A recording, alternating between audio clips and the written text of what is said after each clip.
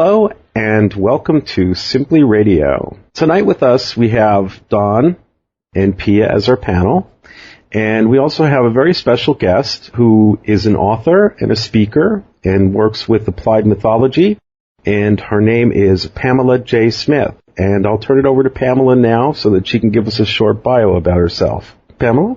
Oh, thank you very much, and I appreciate the invitation to be on the show this evening. And you introduced me as an author. That is true. I have 4 books out on the marketplace and a number of seminar CDs. And I'm also an international speaker and consultant and also a filmmaker and have won a few awards for producing and directing. My main work is with applied mythology. I have a company called MythWorks. And what I do is take the wonderful tools of storytelling and applied mythology and bring them to individuals and organizations, be they writers, media makers, business people, entrepreneurs, nonprofit organizations, or I've also worked with the military and other large corporate organizations. So it's always a pleasure to bring these wonderful old concepts of symbols and images and archetypes and the mythic stories and bring those into a modern use so that we can improve our own lives by using these terrific old concepts. So applied mythology for a more powerful reality. So how does applied mythology work? I mean, how would you use it? Could you give us an example of it? Yes, certainly. I'll give you an example first within a story context and then within a personal context. Within stories, when people send me their scripts or their novels, I can usually identify 3 or so mythic themes that are running through a story, but it may not be very well defined. For instance, one I am recently working on is a combination of mythic themes that the story isn't strong yet because the first part of the story is on one mythic theme, for instance, stealing fire from heaven. The second 2/3 of the story are about the Pygmalion myth. And then another part of the story is yet another mythic theme. So what I do is to point out to the writer which seems to be the strongest and which would be the most supportive sub-theme, so that then we can work towards using the plot points of the mythic theme to strengthening their story and giving it internal integrity. So that's one way to use applied mythology in storytelling. The way that I use it in personal consultations, I'll give you an example of one of my clients who was going from being a immigration attorney to becoming an entrepreneur working in the medical field. And in that instance, I work with archetypes, and she had been on very strongly the warrior archepath. So she was doing this whole warrior path thing when she was out there fighting for immigrants' rights. But as she began to switch to becoming an entrepreneur in the medical instruments field, she had a shift in her archetype. She went to the scientist archetype. So the work that we did together was then to identify how she would differently present herself, and that went all the way to going through the wardrobe and say, okay, you'll want to emphasize this color more than that color, and this type of clothing, and you can wear this type of accessory that will really play up that attitude so that it reflected the archetype that they were embodying. That's very interesting that you even work with colors with people and such. Do you think those sort of things would translate to writing a script? I mean, the colors that you use, and would that be important, do you think, in crafting characters? Do you think that would even get noticed, really? That's a good question, and I debated that quite a bit in my most recent book, the Symbols, Images, Codes book, because there's a whole section on colors. And because the book is for media makers and not just for writers, I did this whole big section, and for the writers, it really isn't something that in screenplays you will do that often.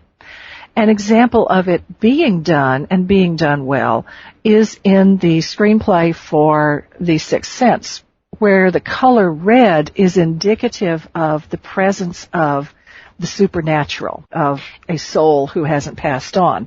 But typically, unless it's really something that's going to stand out, like when she puts on a red dress, this character becomes something different.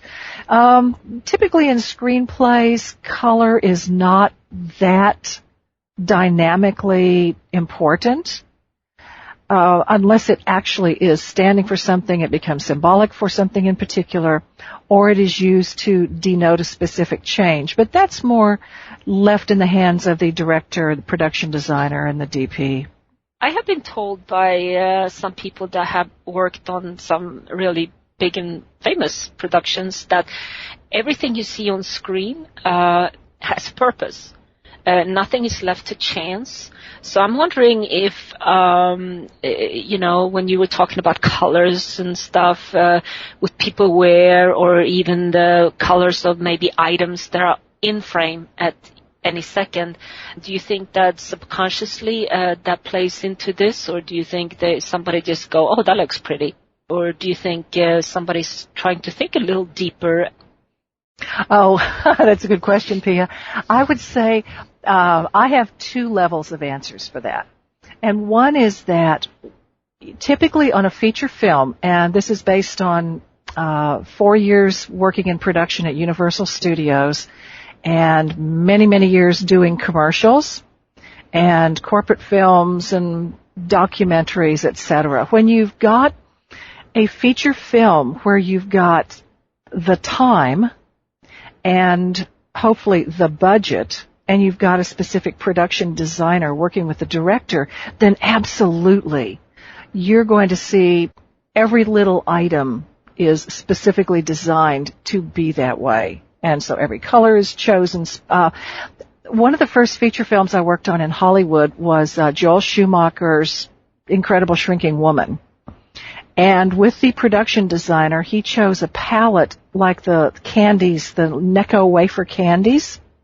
And so the entire production was based on that color palette. Wow. So everything you saw was in the color scheme of Necco wafers. Also on commercials, because there is typically, and this was, back when you didn't have YouTube spots and, internet commercials, but typically there's so much money involved in a commercial. You can spend $300,000 in a one-day shoot, and that's a low-budget commercial. So the director working with the stylist and the DP will typically consciously select all the colors. Now, when you get into TV, which is often run at a much faster pace, there may not be that much conscious choice of every little item. But I tell you what, Pia, when you asked your question, I thought of what I thought when I was watching Inception. And in the first 10 minutes of that movie, I thought, oh, I'm so glad I was not the prop master on that movie. I'm so glad I was not the production. I'm so glad I wasn't the AD. Oh, my gosh. Because you could just tell that every shard of glass was specifically, consciously manipulated. It was magnificently gorgeous. And one of my favorite examples of that was the white hand grenade in the Arctic mountain section of it. So the short answer to your question is, depending upon the time, the budget, and the professionalism of the people involved in it, absolutely you're right. Every little thing can be consciously chosen. And on the lower end of the scale, sometimes it's, hey, it's good enough for TV. Good enough for YouTube or Facebook. Exactly. So the standards have gone down. More's the pity, but there you have it. Yeah. I've been noticing on your MythWorks topics page that you speak about a lot of different subjects. And I thought that it might be interesting to ask you about a couple of them. Okay. One of them was Hollywood myths. What's that about? Oh, well, that is a presentation that has two parts. It's Hollywood myths on the screen and behind the scenes. And I discuss the various mythic themes that show up in movies. For instance, the don't ask, don't tell, where there's a hidden identity. And when I do this particular presentation, then I give the myth behind it and then give examples of media that is within that same mythic theme. The stealing fire from heaven, the Prometheus myth, and this is when you'll typically have, a teacher who comes in, like Dead Poets Society, mm-hmm. a teacher who brings something to the people and gets punished for it. Or Lost Love Rescued, the Orpheus and Eurydice myth. So the first part of the presentation then is the myths that Hollywood uses and recycles and keeps telling and has all of these different versions of. And then the behind the scenes is a recounting of some of the stories that are the often told war stories of the Hollywood studios, but then also a lot of those myths about, how many people have you heard say, oh, I just snuck in the back gate at Universal and started working on a show, and pretty soon I had a job. Okay, we've heard that Steven Spielberg did that. A lot of people claim to have done the same thing. When you really get down to it, not many of them really did. Oh, so they're just... It was a different way. Just sort of urban myths. Yeah. Or, if you hang out in this particular place, you're bound to meet these kind of people, and then you'll get hired on a movie. Or this is the way to go in and do a meeting. So just all those stories that get passed around about how to make it in Hollywood. Mm-hmm. I use a lot of other people's stories and say, okay, here's what happened to this person. This is their version of it. Because what I think would be interesting is that we get, when we discuss screenwriting in the forums, we get a lot of myths about screenwriting that come into play. Oh, yes? What you should and shouldn't do sort of myths. And, I thought that would be kind of interesting to find out which ones are really myths and which ones aren't. Like by page 10, you have to have a turning point? Yeah, pretty much. Yeah. Pretty much. Grab them the first 10 pages. Right. And you have to make the hero likable, the save the cat thing. Right. Which, I must say, Blake Snyder was a wonderful person and very generous and had a lot of great ideas. But like many of those standard Hollywood screenwriting myths, the proof is often in the lack of it. Somebody breaks the rules rather than following the rules. But I just, not to jump in, is that that there are directors and writers who break the rules, and what's interesting I see is that with scripts quite a bit, a very, very small percentage of writers can get away with breaking the rules, and it's a very rare case where a writer has broken the rules and has become really successful. And it's funny because for me, one of my biggest pet peeves. Well, let me give you some background, Pamela. I enjoy reading scripts. I enjoy reading screenplays. I don't enjoy reading shooting scripts. When I start a script, I want to be in the story, and I don't want to be taken out of it.